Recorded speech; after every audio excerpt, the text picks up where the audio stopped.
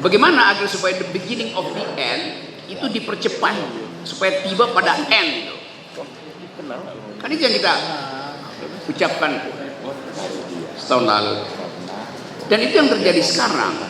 Jadi tidak perlu lagi kita mendorong-dorong mahasiswa, mendorong-dorong mak-mak tuh. Yang perlu kita lakukan adalah yang masih ragu-ragu di dalam gerakan ini dibujuk atau ditinggalkan. Semua perjuangan pasti ada risiko dan mohon maaf, jangan pernah sok-sokan gue nggak takut penjara, jangan ya, itu sok namanya. Tapi kalau kejadian dulu ada demonstran, saya minta difasilitasi masuk dan kami terima di DPD, tapi jumlahnya masih lebih kecil. Tapi kalau kita di MPR, saya kira kita tidak mempersoalkan, jumlah besar pun kita siap untuk menerima. 7 jebakan hasil kebohongan selama 8 tahun. Pertama adalah jebakan utang. Saya pikir angkanya sudah jelas.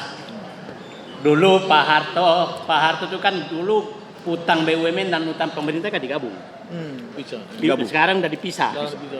Dipisah pun kalau digabung sekarang itu mendekati 14.000 triliun. 7 jebakan hasil kebohongan selama 8 tahun.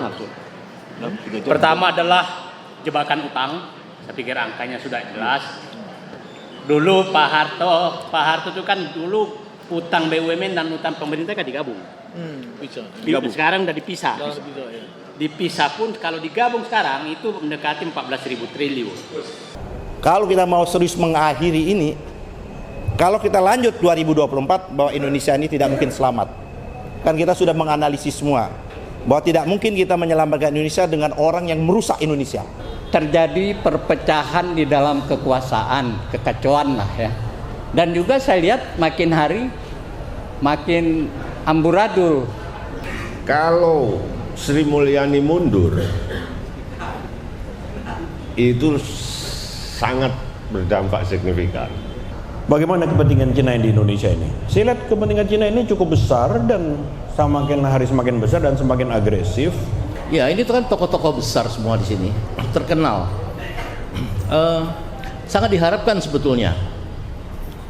Nah, saya menganggap bahwa gerakan akan menjadi besar dan tidak lagi gagal kalau berubah menjadi gerakan rakyat. Jangan kita nyelonong sendirian begitu, tiba-tiba kita kehilangan momentum bagus ini. Saya kira mudah kok menangkap bahwa rezim ini mulai bergetar itu ketika